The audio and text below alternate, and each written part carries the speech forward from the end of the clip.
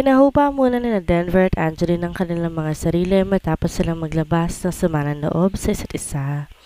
Ilang minuto rin silang nanatili doon at parehas silang tahimik na umiiyak. Kailan mo gustong makita at makilala mga bata? Tanong na ni Angeline kay Denver habang nagpupunas siya ng kanyang luha. Napalingon naman si Denver kay Angeline. Sigurado ka na ba sa desisyon mo, Angeline? Tanong pa ni Denver kay Angeline. Tumango-tango naman si Angeline dito. Oo, Denver, sigurado na ako. Ikaw, ano bang desisyon mo? Gusto mo pa bang makilala mga bata o hindi na? Ayos lang naman sa akin kung ayaw mo na silang makilala pa. Diretsahang sagot ni Angeline kay Denver. Napabuntong hininga naman si Denver. Napag-isip-isip niya na hahayaan na lamang muna niya si Angeline sa desisyon nito. Siyempre, gustong-gusto ko na silang makilala. Gustong-gusto ko na silang mayakap na dalawa. Sagot ni Denver. Tumango-tango naman si Angeline dito. Gusto mo ba silang makita ngayon? Pwede naman kita ipakilala sa kanila ngayon. Sagot ni Angeline. Tila naman nabuhay ng dugo si Denver at biglang sumigla ang kanyang aura. Talaga? Pwede ko silang makita ngayon? Kanda o talpa na tanong ni Denver. Oo naman, pero Denver, may mga kondisyon ako sa iyo tungkol sa mga bata. Sagot ni Angeline. Ano yon? Kunot noong tanong ni Denver kay Angeline. Pumapayag akong makita at makasama mo ang mga bata, pero hindi mo sila pwedeng isama o dalhin ko sana hindi ako kasama o kung wala man ako, si Nanay Lily ang makakasama ng mga bata? Sagot ni Angeline. Tumango-tango naman si Denver. Sige, naiintindihan ko. Sagot na lamang ni Denver dahil naiintindihan naman niya kung ano ibig sabihin ni Angeline. Alam niya na natatakot to at baka itakas niya ang mga bata na hindi niya gagawin dahil alam niya na ang mga bata na lamang ang buhay ni Angeline. Di na rin naman nagtagal at umalis na rin sila sa park at saka sila pumunta sa bahay ni Angeline. Sa kotse na rin sumakay si Angeline at nagulat pa to dahil nasa loob ng kotse si Liam. Dumaan pa muna si Denver sa mall para ibili ng pasalubong ang mga bata. Hinayaan lang naman siya ni Angeline sa ginagawa niya. Pagkarating ni Angeline sa tapat ng bahay nila, ay hindi niya muna kaagad pinababa si Denver dahil kakausapin daw muna ni Angeline ang mga bata. At pinaalalahanan din siya muli nito tungkol sa kanilang napag-usapan kanina. Denver, sana'y malinaw sa'yo na pag-usapan natin kanina. Sabi ni Angeline kay Denver. Oo, naiintindihan ko. Sagot ni Denver. Salamat.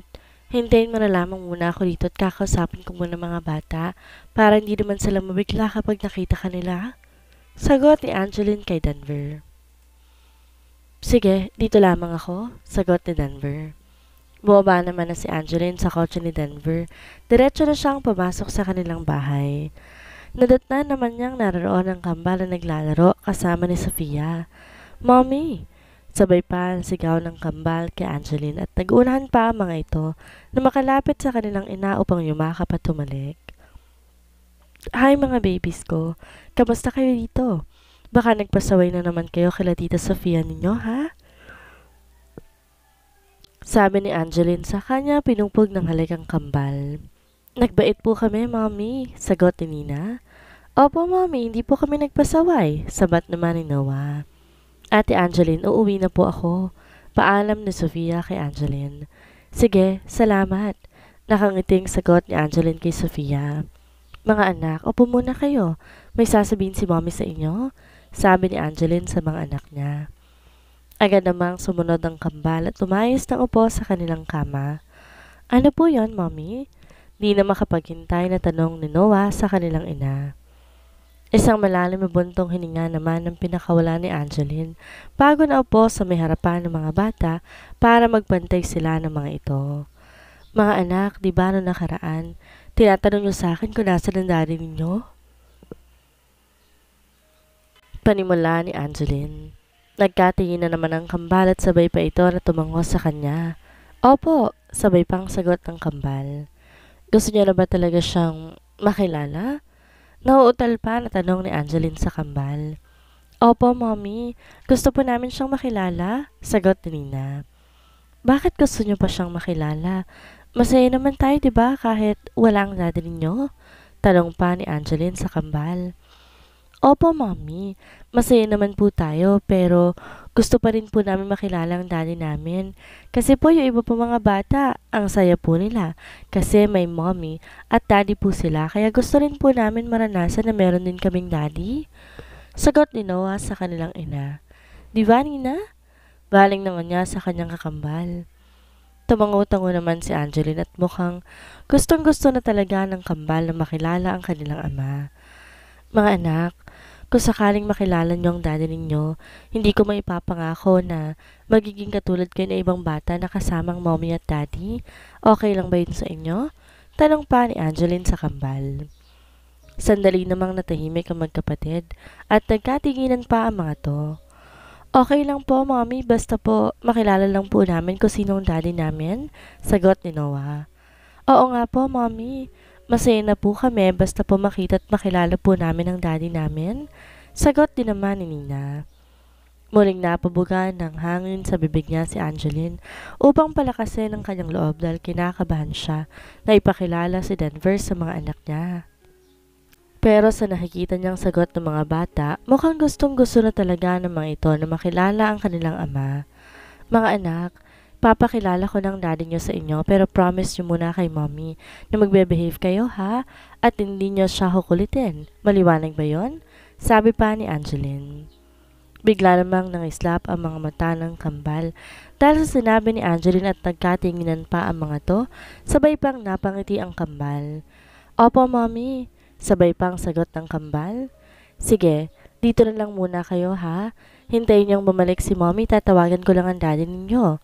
Sabi ni Angeline sa kambal. Tumango-tango naman ang kambal sa kanya bilang sagot. Tumayo naman na si Angeline upang sunduin si Denver. Bago siya lumabas ng kanilang bahay, nilingon niyang muli ang kambal at parehas patong nakatingin sa kanya. Parehas pang nakangiti sa kanya, kaya nginitian niya na muna ang mga to bago siya tuluyang lumabas ng kanilang bahay. Agad namang pumunta si Angeline sa kotse ni Denver para tawagin ito. Nakangiti namang sumunod si Denver kay Angeline. Nakasunod din si Liam sa kanila dahil bitbit ito ang mga binili ni Denver na pasalubong para sa kambal. Pagbungad ni Denver sa pinto ng bahay ni na Angeline, agad nangilid ang luha niya na makita niya ang kambal, tahimik na nakaupo sa kama. Mga anak, hali kayo, tawag ni Angeline sa kambal. Agad namang lumapit ang kambal sa kanilang ina. Siya nga palang daddy Denver ninyo, pagpapakilala ni Angeline kay Denver. Denver, ito nga pala si Noah at ito naman si Nina, mga anak natin. Baling naman niya kay Denver. Di naman na napigilan pa ni Denver ang kanyang mga luha nang malapitan na niya ang kambal. Ikaw po yung lalaki sa mall na nagbayad ng toys ko? Gulat na sabi ni Noah nang maalala niyang lalaking bumili ng toys para sa kanya. Tumango-tango naman sa Denver sa kanyang anak. Yes, anak. Ako nga yun? Nakangiting sagot ni Denver kay Noah. Di naman makapagsalita si Nina dahil titig na titig siya kay Denver dahil kamukha niya ito. Pwede ko ba kayong mayakap, mga anak? Sabi pa ni Denver at sa kanya binuka ang kanyang mga braso para mayakap ang dalawang bata. Daddy? Sabay pa na sa amin ng kambal. Tsaka tumakbo kay Denver upang yumakap. Nag-iwas naman ng tingin si Angeline sa mag-aama dahil hindi niya na mapigilan pa ang kanyang luha.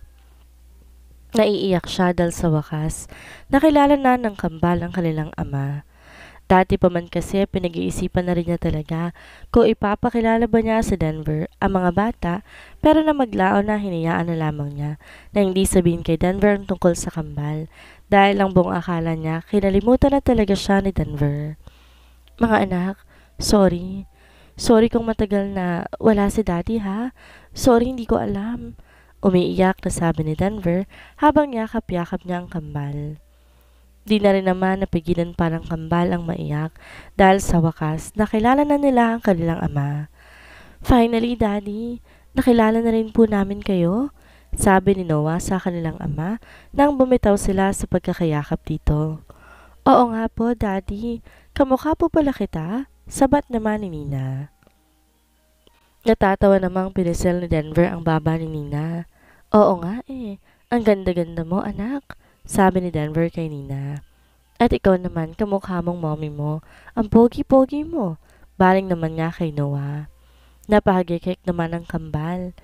Tuwang-tuwa namang pinakatitigan ni Denver ang kambal dahil hanggang ngayon ay hindi siya makapaniwala na may kambal na siyang anak pero naroon pa rin ang guilt sa kanyang sarili dahil wala siya ng mga panahong ipinagbubuntis pa lamang ni Angeline ang mga ito hanggang sa mag-5 taon ng mga ito. Kaya naman, wala siyang ibang hangad ngayon kundi makabawi sa mga anak niya, pati na rin kay Angeline kahit pa ayaw nitong makipagbalikan sa kanya. Oo nga pala, may mga pasalubong ako para sa'yo, sabi pa ni Denver at nilingonan niya ang kanyang kaibigan na dala ang mga pasalubong niya sa kambal. Bigla namang nagpunas ng luha niya si Liam dahil naluha na rin siya kanina sa pagkikita ng mag-aama.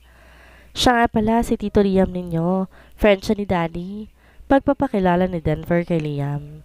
Hi kids, sabi ni Liam sa kambal at kumaway pa siya sa mga ito. Hello po, Tito Liam, sabay pang bati ng kambal kay Liam. Bagya namang natawa si Liam sa kambal. Ang cute nyo naman, sabi ni Liam. Sa kanya iniabot kay Denver ang mga bitbit niya. Para po sa amin lahat ng yan, Daddy? Tanong ni Noah sa ama. Yes, anak.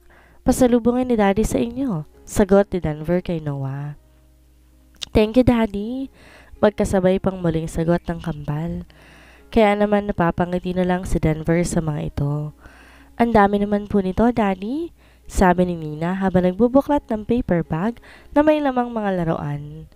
Kulang pa yan, mga anak. Sa sunod, magbobonding naman tayo kung saan niya gustong pumuntang lugar, sagot ni Denver. Talaga po, Daddy? Nagagalak na tanong ni Nina sa ama. Oo, anak. Basta ba papayagan kayo ng mommy ninyo? Sagot naman ni Denver. Nanatili pa raw na ilang oras si Denver at nakipaglaro pa siya sa kambal. Hinayaan naman siya ni Angeline na makasama ang kambal.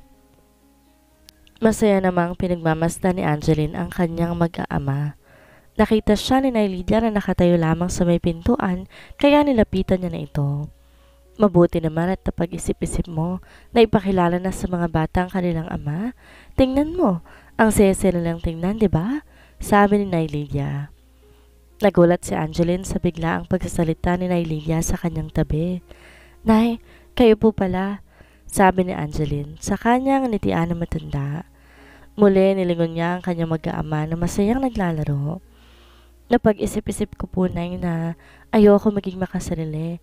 Oo, may sumako ng loob sa ama ng mga bata pero hindi naman yata tama na pati sila'y madamay. Kaya napagpasyahan ko po na ipakilala na sa kanila ang kanilang ama. At sana lang po talaga, Nay, hindi ako nagkamali sa desisyon kong to, sabi pa ni Angeline. Sa tingin ko naman, tama ang naging desisyon mo. Dahil tingnan mo ang kambal ngayon, sobrang saya nila. Nakangiti pang sabi ni Lydia habang nakatayan sa mga bata at sa ama nito na masayang naglalaro. Ikaw, Iha, handa ka na bang muling buksan ang puso mo sa dati mong asawa? Tanong pa ni Lydia kay Angeline. Napabuntong hininga naman si Angeline. Sa kanya inaya si Lydia na lumabas ng kanilang bahay. Nay, hindi ko po alam. Natatakot po akong bigyan siya ng chance ulit dahil minsan niyang hindi nagtiwala sa akin. Kaya natatakot po ako na baka maulit lang ang nangyari noon. Kaya mas mabuti pa siguro, Nay, na hindi na lamang sa mga bata kaya may ugnayan pa rin kaming dalawa. Masaya naman po ako ngayon dahil sa buhay ko Kaya hindi ko rin mo po siguro kailangan pa ng love life. Seryosong sagot ni Angeline sa matanda nang makalayo sila sa may bahay nila. Nagkibit balikat naman si Lydia dahil sa sagot ni Angeline. Ikaw ang bahala, pero ang maipapayo ko lamang sa iyo, huwag naman sanang maging bato ang puso mo. Mas magiging masaya mga bata kung buo ang pamilya ninyo. Yan ay payo ko lamang naman sa iyo, Iha, at ikaw pa rin naman ang magdedesisyon para sa inyong mag-iina. Sagot ni Lydia kay Angeline. Pero Iha, huwag ka na munang magsasalita ng patapos. Anong maling natin baka biglang lumambot ang puso mo sa dati mong asawa at muli mo siyang pagbigyan. May halong pang-aasar na turan ni Lydia kay Angeline. Nay naman, iiling-iling na sabi ni Angeline. Bakit? Sa totoo lamang sinasabi ko, Iha. Natatawa pa na sabi ni Lydia. Pakikilala mo naman ako sa ama ng mga bata nang makilatis ko kung pwede mo nang balikan.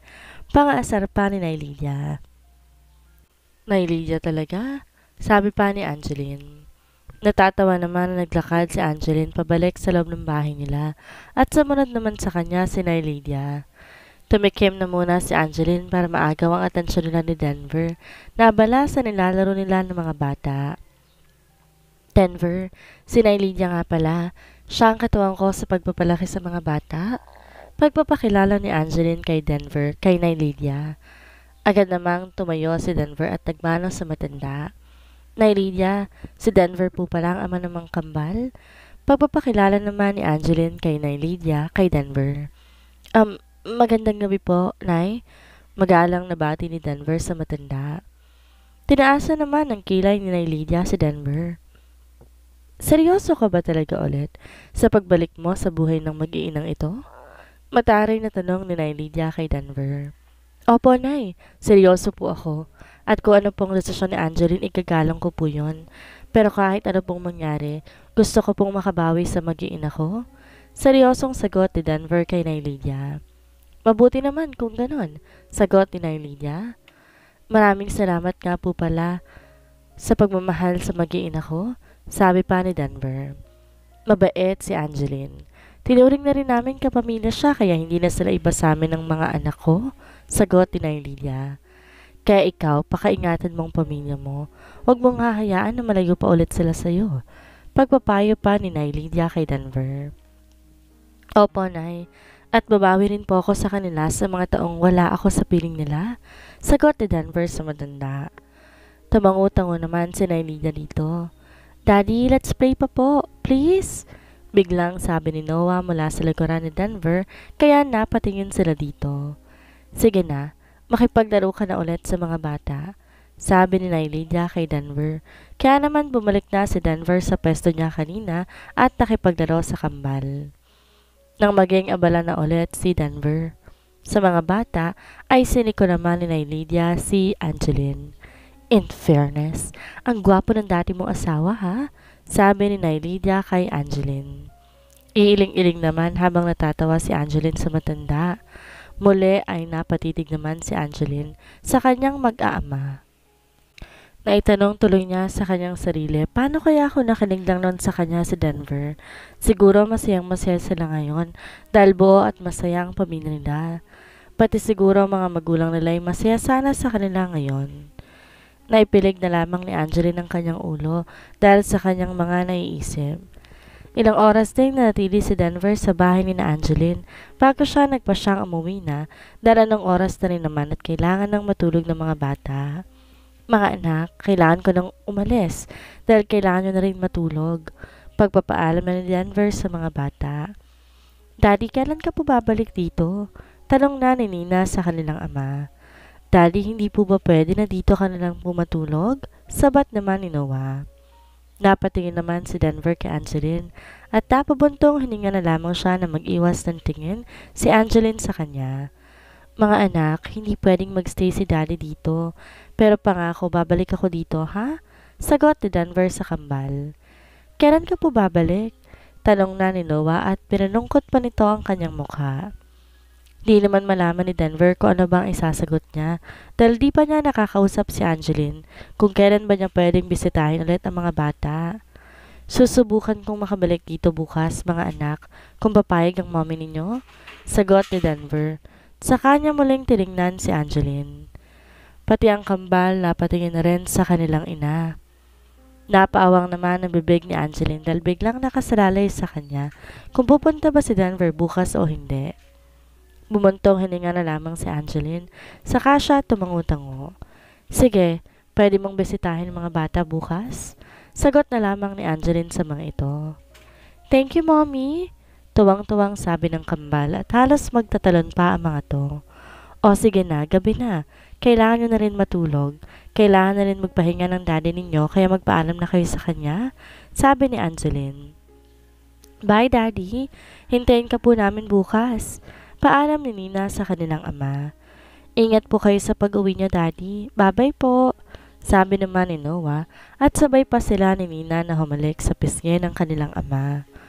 Tuwang-tuwa naman si Denver dahil malalambing ang kanyang mga anak kahit na ngayon pa lamang siya nakilala ng mga bata.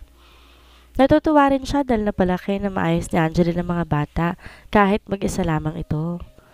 Lumabas naman na si Denver ng bahay ni na Angeline at sinundan naman siya ni Angeline. Naiwan naman sa loob ng bahay nila ang mga bata habang nag-aayos ng mga laruan nila. Bago tuluyang sumakay sa kotse niya si Denver, ay nilingon niyang muli ang dating asawa na nasa likuran niya. Salamat, Angeline. Salamat dahil binigyan mo ako ng pagkakataon na makilala at makasama ang mga bata. Sinserong sabi ni Denver kay Angeline. Lahat gagawin ko para lang maging masaya ang mga anak ko. Kaya't sana naman ganon ka rin sa kanila. Mahal na mahal ko ang mga bata, kaya kung sasaktan mo rin lang naman sila, mabuti pa na layuan mo na lamang ulit kami. Seryosong sagot ni Angeline. Hindi ko gagawin ang bagay na yan, Angeline. Ngayon pa na masaya ako na makasama ka at ang mga bata. Kahit malayo kayo, sisikapin ko na mapuntahan kayo dito, sagot ni Denver. Mag-focus ka lamang sa mga bata at huwag mo na akong pakialaman pa. Pumayag ako na makasama mo ang mga bata pero hindi ibig sabihin nun babalik na rin ako sa'yo. Sana'y malinaw yun sa'yo. Denver, sagot ni Angeline. Aasa pa rin ako, Angeline, na balang araw mabubuo ang pamilya natin. Alam ko nasaktan ka sa mga nangyari noon at hindi kita masisisi kung magalit ka man sa akin, pero Angeline, handa akong bumawi sa'yo at sa mga anak natin. Aasa pa rin ako, Angeline, na bibigyan mo ulit ako ng pagkakataon na makapasok dyan sa puso mo. Sagot ni Denver sa dating asawa.